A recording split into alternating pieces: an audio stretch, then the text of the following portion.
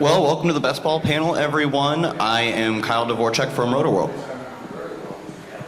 I am Brian Hartman from Fantasy Football Advice Network.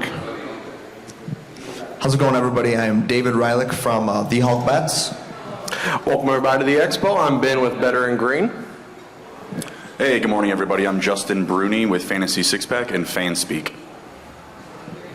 Good morning. I'm Eric Romoff with Optimus Fantasy and In Between Media. We want to open up for any opening questions or anything, any topics you guys would like to discuss, or we can take it from the top of our notes. Size of leagues. How many players do you guys usually draft?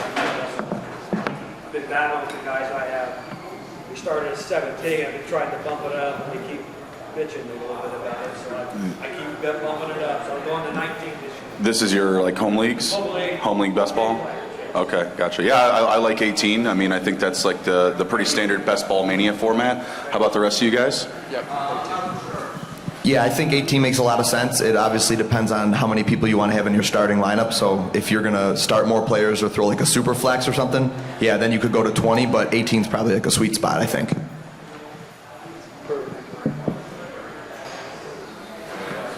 Yeah, I got a question. How do you guys feel about stacking in basketball? You always hear, everyone wants a stack. You guys always stack, or are you going to wait for that? I mean, because I know I always stack. Stacking in fantasy football is always a good strategy. In my opinion, the thing you always want to avoid though is reaching. So even in best ball, I wouldn't reach for a stack. If it's there, you take it. If not, don't go out of your way for it. I love Ben. I respectfully semi-agree. I think stacking is super important. I think that I agree with 100%. I am okay reaching a little bit past ADP, and everybody kind of has their own, gauge of where that is. But if I see a guy on the board, I'm not going to have a hard and fast rule. Like, I'm not going to go 5 spots above his ADP or whatever. Like, if I've got Mahomes and Xavier Worthy's right there, and maybe he's next to Brian Thomas Jr., I probably would take Worthy there because of the stackability and that correlation that you'll get. Yeah, I would completely agree. I think stacking is foundational to success, especially when you talk about larger field tournaments, right? Like you're trying to capture the upside of these players, and very often when their quarterback is having a spike week, so are one or multiple of their receivers, right? And in terms of reaching for a stack, I'm all for it, right? Like we're going to talk a lot about exposure today. When you have a portfolio of players that's large enough, ADP kind of becomes almost a secondary consideration, right? Building a team that's going to get you to those spike weeks is more important than waiting 10 picks to get a guy closer to ADP. One thing you mentioned too was that in these tournaments, like I am more aggressively pursuing my stacks. In your 12-person home league, if it's best ball or if not, depends on the home league. You might just be able to win by picking the best plays. You're like, oh, people are making egregious mistakes. Like, I can just run the highest projections and win these. Whereas that's just not how underdog tournaments are played. But in the sit and go type of best ball, non-tournament at all, depending on the league, I'm still trying to get stacks, but it's not if I come away from a best ball mania draft and I somehow had no one stacked, I'm well, this one's a write-off. This one ain't a winner. In your just standard 12-man that type of best ball that doesn't advance into a tournament, much more reasonable to say I can just win on the merits. I don't need to win on having a Mahomes triple stack. And I also agree not overstacking as well. I think there's a lot of data that shows you that going 4+ players is just completely unnecessary. I feel good when I have a quarterback, a running back, a receiver, and a tight end from the same team. But realistically, I really like to keep it to 3 players per team so that I can build multiple stacks on one roster. So I could have three-player stacks on one roster rather than saying, oh, I'm going to draft the entire Seattle Seahawks this draft, So there is also a cautionary trend to stay away from overstacking as well. And I leave a lot of drafts where I haven't stacked and I look at my roster and I said, yeah, I really feel this has a good chance to advance. So it's not always 100% necessary. I think it also depends on the team too. If you take a team like the Cowboys, you pretty much know where the production's going to come from. It's pretty much coming from CeeDee Lamb. You'll have Rico Dowdle, Zeke. You'll have Cooks a little bit, but that's pretty much it. Ferguson as well. But a team like Houston, where they have 3 capable stud potentially receivers, you might be able to get away with a little bit more stacking, hoping that every week you have the guy that pops off there too. And then also you can look at bringing it back. So if you're going to stack, I think that Kyle brought up a good point. It really depends on what tournament you're talking about. Home League has a completely different set of rules than Best Ball Mania, where you're trying to beat out 650,000 people. So in that kind of tournament, stacking I think is crucial, and then you could even look to bring it back for like a Week 17 stack with an opposing player on the other team, hoping that that game just pops off and you win all the money that way. How much do you put into bye weeks when you're making your roster? I'm a bye week person. I seem like I'm the only one. But especially when you do the triple and 3-4-man stack, you got to make sure that you have coverage. Is that like what is your opinions on like the best ball and like the high stack? I'd say for me, it's sadly not as important as I used to think it was. Redraft, obviously, I'm very geared into that, paying attention to my bye weeks. But when it comes to best ball, because of the correlation aspect and the stacking and a lot of that, you are going to see a lot of bye weeks kind of line up there. But it's not really something I pay attention too much. Now, if I'm going like 2 quarterbacks, on my onesie positions, quarterbacks, tight ends, yeah, that I'm going to make sure they're not rocking the same bye week, so I don't have to grab a third. So, I'd love to just get 2, but yeah, for me, it's not something I pay attention much to. I'll just add on to that. I completely agree. I think that honestly, in my opinion, that the majority of the people try, or like yourself, they actually try to avoid having too many guys on the same bye week. Other than the onesie-twosie positionals, quarterback, tight end, I think you can get away with actually having a lot of guys on the same bye week, and a lot of people might stay away from that because they're overly concerned with the bye week, and then you have a unique roster build that, yeah, you may not do great that 1 week, but if you've got that unique combination Week 17, you could win all the money for that. The only other thing I'll add to that as well is if I'm willing to go overweight on a bye week, I want to do it earlier in the year. I want the Week 5s, the Week 7s, 6s. I'm perfectly being fine overweight on that because I have so much more time to make up, whereas I want less bulk buys on my roster and say Week 14. Week 13, even 12, because I want to get myself into that advanced clip, right? I want to move myself forward in the contest. So that was the only thing I'd add about buys. Sorry, one last thing. I will not take Cousins in the third round, I promise you. There isn't a mock draft. I got it. I want to know what you all think of Devon and Chan. It was very polarizing. Where do you target him? I think best ball is the best format to have Devon Chan. You talk about a guy that's annoying, as I say, annoying to have, annoying to not know when you're going to play him, when he's going to blow up. Well, best ball is the best opportunity for that. I'm still, I feel like it's changed so much this year just as far as the wide receivers going early. I never was a running back early guy as far as best ball, but this year I'm willing to do it. I'm willing to take my shots at the end of the second round. He kind of goes in the late third round or early third round sometimes too. So it's scary building your roster on maybe your anchor RB being Devon Chan, but I'm willing to take the shot just for those explosive weeks that you get. Yeah, I would completely agree, right? This format is tailor-made for a player like Dvorchak Chan. Where he's going now, kind of towards the middle to back part of the second round, you are drafting him at his ceiling, but with this format, you are guaranteed to get his ceiling weeks, right? So for me, I'm not finding myself getting there a lot because I'm not investing that much early round draft capital in running backs in general. But in terms of if you like him to be a player to continue his breakout this year, this format is tailor-made for him. I actually would say that he is, I don't think he's necessarily at his ceiling yet, only because we have a 31-year-old Raheem Mostert who had an extraordinary out-of-character year last year, and they do have a capable back in Jalen Wright. If everybody watched the game yesterday, he looks very good. He looks as advertised. I think you could absolutely see an area where it becomes Devon Chan is the number one running back, maybe Mostert gets injured or anything like that, and then Jalen Wright's the number 2. And I actually like him better than some of the receivers like Olave or Drake London going around that area too. So I think that you could really get unique while everybody's trying to grab, just stuff receivers in. I think the market has kind of forced some of these receivers up. So you could be contrarian by taking Devon Chan there. And if London or Olave don't take that next step that everybody's expecting him to, which I personally am not sold on that yet, then you've got a really boom, like an incredibly high upside guy. Yeah, I would absolutely agree with that. I think we're seeing a lot of receivers going a lot earlier, pushing these high-end running backs way down the board. As soon as it hits that 3-1, I'm looking at A-Chain. So I would love to get him in the third round if you can, but a lot of the times you haven't pulled the trigger in the second, but exactly what he was saying, I'd rather have A-Chain take the chance on that high upside than a guy like Olave with one of the worst offensive lines in the league. You guys both kind of touched on it, but I've been hammering running backs like super early. I mean, the difference between Olave and Tyler Lockett and Adam Thielen was like, what, 20 fantasy points? The difference between the running backs that take in that range was like 100 fantasy points. I've been making sure I come out of my first 6 to 8 rounds with at least 3 to 4 premium running backs that I'm like, you know, these guys have the potential to get into that 300-point fantasy range.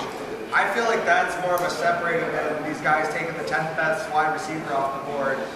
Do you guys agree, or are you still on the wide receiver train for basketball? Personally, I'm still on the wide receiver train. You have to start 3 every week. I think that's really the bigger issue there. And when you're looking at the stable that you're going to build, no matter what, you're still going to have more receivers than you will running backs. I will say that the receiver pool is a lot deeper this year. Even running back, though, I have a lot of friendly clicks that I have at the very end of the 16th, 17th, 18th round. So I think it really just comes down to, like, hey, when I'm building my roster, that depth that I'm looking at, I'm going to need it more down the stretch with receiver if I'm dealing with injuries. We're seeing Hollywood Brown come up. We've seen DeAndre Hopkins come up already. So, like, oh, well, that's okay. I had that deep stable. I'm kind of secure there. Whereas you're okay going like 5 running backs, and you can divide that up. If you're starting 5 heavy like that, if you're going 0-5-1, yeah, you're going to have a ton of leverage there. But do you have like any favorite like clicks in the background that you're just like, hey, no, I'm not losing sleep over these receivers? If you have that, then you're good. Then you're solid. I mean, I think to your point that there is some credence to zigging when everybody's zagging. So you can definitely build some unique lineups where everybody's just trying to cram and force these receivers up the board where they don't really belong. And you have to plant your flag somewhere. So if that's how you feel, if you feel like these guys are not going to meet their value where they're being drafted at, then draft some of these running backs. I would just say just to be cautious that you don't find yourself too far behind, because to your point, the running back market is solid, longer, late into drafts, whereas the wide receivers really do dry up. And there's a lot of statistics that do show that, Braylon Allen is 1 injury away from being like a league-winning guy, whereas that's a little bit harder to find at the wide receiver position. Yeah, I think something you hit on too was that although receivers are like shockingly expensive, I'm like, oh, Drake London has a career high of 900 yards and I have to take him at the 14th pick. Don't like that at all. The weird inverse of that means Raheem Mostert scored 21 touchdowns and was the RB2, and I get to take him at pick 90 overall. So although it makes the receivers way less appealing when we have to take guys like, geez, if this guy doesn't finally do something, it's dead. The team is already dead. Drake London's that way. If he doesn't do something he has never done before, I think it's reasonable that he's never done it before. He has good excuses. He's got an alibi. But if he doesn't do something he's never done before, don't love that. But on the other hand, it gives us really strong, Najee Harris gets 280 touches every year and grinds out 1,200 disgusting yards, and I can put him in as the 92nd overall pick. It makes that pocket of running backs really strong picks, which kind of counterbalances the overpriced receivers compared to previous seasons. Yeah, completely agree, right? Like you look at the data and the history, and there's a much stronger sample size of running backs coming from the later and middle rounds to be present on championship or even just contending rosters, right? In terms of your strategy, if that team makes the playoffs, you're in a very good position to make a deep run, right? But if we look at the teams that not only make the playoffs but advance into the second rounds, almost 50% of them have spent at least 5 picks in the first 9 rounds on wide receivers, right? So your likelihood of making it to the show is going to be pretty widely lower. But if that team makes it in, it's going to be very differentiated and you're set up for a deep run. So 24 hours out now, about what's your takes on Marquise Brown, known best ball guy, with a terrifying sounding injury? Is he dropping down, or is he still he's okay by week 7, he's still one of those guys that can win it for us later? What are you guys doing with him now? Buy the dip. Okay. Simple as that. Just buy the dip. You're getting a little bit better value. You're going to get that ADP swap between him and Rashee Rice. So just buy the swap if you want. If you've been holding out on Rice, you can start paying for him at a more appropriate price, because it sounds like, you know, his legal issues may not be looming over this season, maybe the next. So you just get a little bit of a price swap there, and it also just gives you that little bit more comfort. Hey, you know what? I can take Kelsey at ADP. You know, I can take Worthy at ADP. Those guys might be up a little bit more, but that injury gives you a little bit more confidence to maybe take some of those KC players that you haven't been taking. So you're just swapping ADP there. Yeah, I like Marquise Brown really hasn't been great throughout his entire career. He's played with like MVP caliber quarterback Lamar Jackson, and I'm like, oh, he signed like Gabe Davis gets what, like 3 years, $40 million. Marquise Brown's like, can I please have $7 million? God.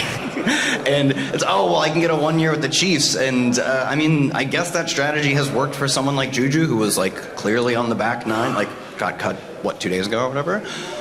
But he's competing with Rashee Rice giving us an all-time rookie season in terms of efficiency, and we saw the volume scale up at the end of the year. Like, he hit the stride the exact way the best ball dorks are like, the rookies are producing later in the season. And they're like, well, you did kind of nail it with that one. And then they go out and draft a first-round receiver who is like tailor-made to revive an offense that was kind of mid last year. And now I'm like, oh, well, I guess if he's healthy later in the year, Marquise Brown could pop up at the same time where I'm thinking that's where someone like Xavier Worthy peaks. I'm not feeling great about it. I wasn't drafting a ton of Marquise Brown before, so maybe this, I mean, to your point though, is like, if I get a pretty good discount, maybe this is the time to start actually dipping my toes, because I really haven't drafted him much. But that discount needs to be nice, because I wasn't drafting him before. I'll pose that question this way. So, because of the injury, are you worried about him? Before the injury, were we worried about him being injured? We should have been. We should have been throughout his career. So, the fact that now it's showing up, I feel like wherever you had him before, just keep him there. Because we weren't expecting a full season out of him anyways. So, if he's going to miss some time, we know early. Yeah, all I'll add here is that context matters, right? If you're going to fire, 2, 5, 10 lineups, do a best ball league with your buddies, whatever it might be, that's where points like injury concern or player evaluation are really weighted heavily, right? If you are sickos like everyone sitting up here at the table, it's much more about your portfolio, where you really do have to buy that dip. And it's not just about getting exposure to him at a lower price. Going forward, if we see his ADP plummet, the rosters where you have him from this point forward are going to be considerably different from any other builds that you had him prior to this point. What other rookies you like? Like receiver wise? Go down Take the easy one. Xavier Worthy should do quite well in best ball. Keon Coleman, love his ADP. I attack him over Brian Thomas as ADP for sure. I'm going to have to go Lad McConkey. I'll second Lad, but I'll throw in Malik Neighbors with a Danny Dimes connection. Is it cheating saying Marvin Harrison? But really, I think it's those late rounds. I find myself shooting at Jalen Polk, trying to get some of those those late Patriot stacks, trying to get, correlate some of that in there. So Javon Baker, I do dabble in there, but looking at those Patriots, maybe we can get something coming from this projected team that's going to be the absolute worst in the league this year. He said the one I wanted. I had Jalen Polk. But I'll double that in that he is, we talk about, what if, part of the rookies peaking is they're just not getting playing time early. Understandably so. They're transitioning to a harder league. Polk's running with the ones and clearly seems to have already have a path to being a meaningful snap and target earner early. And it's the mystery box of what if he's good? Like, we know players in his range. Like, I know Tyler Lockett is fine now, but he's 31 and coming off of a not great year. Polk could be anything, even really good. Where Tyler Lockett's distribution is probably centered around not being a bust. Polk could just straight up be bad. And that's the risk with these rookies. But if you're not willing to take on a pretty significant amount of risk, tournament best ball is probably not for you. If that's your style, then there's also, the cash game style ones. But assuming sort of in the context of tournaments being what's really popular right now, it could be anything, even really good or really bad. At the cost of Jalen Polk, who's already locked in a pretty good role, that's the kind of bets you want to make pretty frequently. My favorite rookie is Malik Washington. It's also my favorite last click. What's your favorite last click in your draft? Oh man, there's some really bad last clicks. I'll go with Trey Sermon. Especially like when if you play on DraftKings, you have to get to the 20th round, and there's some real grimy picks in the 20th round. At this point, you're looking like, how do I lock in a non-zero? Because like the 20th round is like, if you just had the 12 players in the 20th round, 10 of those guys are like true zeros. And all the reports from camp have been like, it's not even much of a competition. Trey Sermon is just the clear RB2 for this team. And in the 20th round, that's like really all you can hope for. Even if he's like definitely not good at football. Getting cut this many times, especially when your team has invested, who's a third round pick many years ago. Getting cut that quickly and that often is pretty bad for you. But if one team's willing to say, no, we think he's got enough to be our team's RB2, and they're sort of vocal about it, like all the beat reporters vindicated, this just isn't a competition, it's him, Evan Hall's more of a special team, maybe some third down guy. If you can lock in, I know this guy has a role, and that role, should anything happen to Jonathan Taylor, is a pretty big smash, that's like, oh, that's all you can pray for in the 20th round. All right, folks, I know we did a pretty good job filling this room up, so please don't walk out yet, but I'm going to throw out Zach Ertz. I'm a huge fan of going like premier tight end. Right, no kidding. But yeah, so at that point, I'm only taking 2 tight ends. So if I've got my elite guy, I don't need another one until the very end. Well, Zach Ertz is a guy that he may not give me production all season, but if I'm going Travis Kelce, who has an early bye week, maybe Zach Ertz is the one I want to pair with him because I know he'll be playing at that time, fill in that bye week for me, and that's all I need. Cliff Kingsbury's there in Washington. He loves Zach Ertz. He loves that tight end. So I really think we're going to see more than we want to with Zach Ertz. So if you were drafting early in the year, you would have been able to grab my player, who was Justin Fields, actually, was not even being drafted or being drafted with the last pick in the draft in May and even June. I was clicking Justin Fields a lot, and that's going to end up, I think, being a great option. Right now, I would say I'll go tight end, and I'll throw out 2 names, either Juwan Johnson, which I think you could probably get some of the last picks, depending on the draft, or Colby Parkinson is another name that I like. So a couple of guys, Juwan Johnson was going maybe 14th, 15th round not too long ago before he got hurt. So as long as he comes back from that foot injury, I think he's going to be a great play where you're grabbing him now. So. Yeah, I think quarterback tight end with the last pick is always really good just to build out that depth some more. There's been a little bit of hype around Gus Edwards and J.K. Dobbins coming out. If you can get Kamani Vidal that late, that's great. A lot of the times he's going a little early, but I think in one of my leagues I was able to get him in the last. Yeah, he's fallen. I've seen that. It's changed a lot for me since May.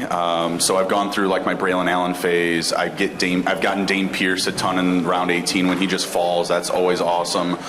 Justice Hill was a great click until now he's moved up to like 15, 16. So it's kind of ever changing for me. I would say the closest I have to like a lot of exposure in that range is probably Dameon Pierce, but it's pretty constantly changing. And I think you kind of need to have that like mindset, right? Like, hey, you know what? I'm at pick 18. I like my draft. Let's do something weird here. I got a 49ers build. Juwan Jennings. Let's go. Let's take something a little different, a little more unique, and get a little bit of a cleaner build that way.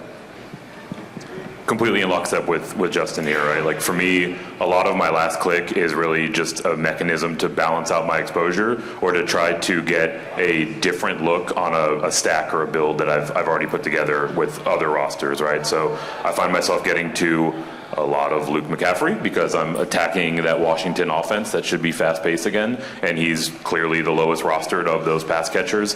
And then as the themes kind of emerge as we've gone down the line here, the guys that are one play away from a significant role are fantastic last picks. Right now, Deneric Prince is sitting right around there. For a period of time earlier in the summer, I was getting a lot of Jalen Wright, who should be able to step into a big role if the aforementioned Raheem Mostert injury comes to pass, right? So it's really just about trying to grab on to that upside and differentiate not just your roster overall, but your specific makeup of that build relative to the rest of your portfolio. How do you feel about handcuffing rookie quarterbacks with your starting quarterbacks? Like if you're in like a 23 round FFPC tournament, because sometimes I get a little crazy with that. because like Justin Fields, like, do I take Russell Wilson? Then, I had Mahomes, and like so. I have 4 right now, and I've never done 4, but it's all about quarterback position. I personally wouldn't do that. I would just try to plan as if I'm going to be right about the guys that I do draft. I mean, that's kind of the whole concept. But it's a very safe play, and I do think that's not necessarily a waste of a pick, but it may be inefficient to you because it's just one less spike opportunity that you're going to have each week. So I would rather divert from that and just do maybe like 3 later round or mid-round quarterbacks. Yeah, I think the better way to ensure against the idea that I think Drake May's really good, he throws a nice deep ball, and he ran a lot in college, that's like a strong fantasy recipe, but the way to hedge against him not playing for 6 weeks, which is very reasonable, I think he's going to come in and score a lot of fantasy points, whether or not that's great for the Patriots in terms of how that translates to on-field success, doesn't matter a ton. He plays a very fantasy-friendly style of football, but the way to hedge against missing him for 6 weeks is not to take Jacoby Brissett. If Brissett is bombing out so that Drake May gets in the lineup, he was never useful to you in the first place. The way Drake May gets on the field is, and that's really what you want, is you want the upside shot of Drake May getting out there and crushing. The same is true of J.J. McCarthy. It's just not quite as fun of a stylistic play, but he could be really good in that offense. The way for him to hit necessarily means Jacoby Brissett has to fail, but I don't mind pairing a Daniel Jones, who I think has some slight risk of not playing at the end of the season. I don't mind pairing an early season starter with my rookie who might not start the first few weeks, but I probably want to do that with a guy where I could win both bets. I can win the Drake May bet. He comes in week 4 or 5 and crushes from a fantasy angle, but Daniel Jones can also play out the entire season, and if he plays out, he's also kind of a runner. That is a good pick in the late rounds. I probably don't want to burn both picks I'm making where one has to fail for the other one to succeed, when I can just take other bets that they can both succeed, but they also work in tandem together. Because I get that Daniel Jones might not be playing at the end of the season, and that might be okay if Drake May is crushing. And I'll add to that, specifically the examples that he gave of Drake May and Daniel Jones, right? If you're going to spend a little bit more draft capital on the quarterback position, with his example, he's getting 2 upside guys that are very late round options, right? So if you're going to dabble in that approach, I would definitely lean towards some of the kind of back third guys that have a bit of upside. One last question. Yeah, do you look at what a guy makes to factor that into your picking at all? His salary? Salary. I did with Gabe Davis, follow the money. Everybody's telling me I need to be taking Brian Thomas. I say, I'm gonna take some value. I'm gonna get the guy, 8 rounds later who's making a ton of money, and so far he's looked okay in preseason. So that's one example. I don't think that's always necessarily going to be the case, but even in that statement, ADP was really just the biggest thing, right? So just chasing that value, but I use that obvious motivation to say, oh yeah, they just paid him a bunch of money, so I'm gonna go ahead and grab him, and he's cheaper.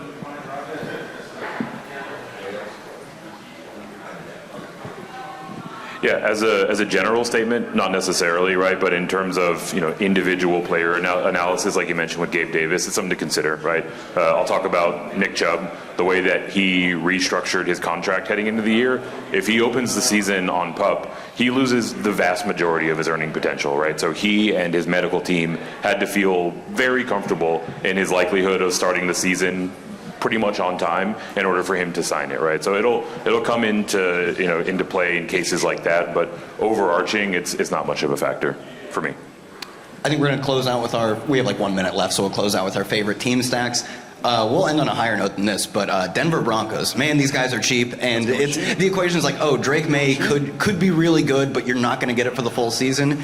You look pretty likely to be getting that bet for the full season for Bo Nix, and all of this team is cheap. And we know Sean Payton schemes up great stuff to the guys who are actually on the field. He also doesn't put his our favorite players on the field that often. But if we can pick who's playing, he does a pretty good job getting his guys the ball. So I guess as far as favorite stack, big thing I've been trying to do this year is not just go for correlating pieces with 2 teams, trying to find 3 and 4 teams that all kind of correlate with each other. We've got a handful right now, but I think my favorite are the Minnesota, Green Bay, Chicago, Seattle. All of them play each other kind of twice throughout the entire playoffs. So if you hammer 2-3 stacks in each one of those, you're really dabbling into so it's going to be very tournament based, but as far as trying to have that edge in those final few weeks and separate yourself, I think that's kind of setting yourself up well. Yeah, I love the Seattle stack. I'm big on Geno Smith to DK this year, but I'll say the Cowboys, it's obviously contingent on if you can get CD, but like I alluded to earlier, you know where the production's coming from. Like, that is not a team with 3 elite receivers like the Bears, like Houston, where, you know, 1 week it's going to be this guy, 1 week it's going to be this guy. Give me CD, give me Dak, and maybe Cooks or Tolbert and Rico Dowdle. I mean, it's going to be very, very central on a couple of guys, and Ferguson, I won't leave him out. So I like that stack as well. You know where it's coming from. I like the Bills a lot to stack this year. If you get James Cook and Josh Allen, that's a great stack. It's going to be hard to get like Dalton Kincaid and Josh Allen because then you're doing 2 high picks on the same team. So a stack that I really like is Curtis Samuel with Josh Allen. Curtis Samuel's best year was with the offensive coordinator that's now in Buffalo, so he's got a chance to really replicate that this year. Short and sweet, going with the Panthers. They're dirt cheap, just dirt cheap. I did not mention Jatavian Sanders with round 18. I've been clicking a ton of him. That is true. I've got a similar color to my answer, right? Like I like stacking up the cheap teams mainly because your ability to get to them to complete those stacks is much higher, right? A lot of times with Dallas or with Philadelphia or whatever it might be, you're kind of beholden to your draft position, whether or not you can build that stack out, right? So got a lot of Carolina, got a lot of Seattle. I find myself getting to a lot of Washington as well, right? So those are the ones that I certainly have the most exposure to. Thank you guys for being here. Yeah, thank this you was all. great. Come and find us at our booth. I also just want to say thanks. This is like 10 times the audience that Best Ball had last year, so I'd like to do that again next year. Really appreciate it, guys.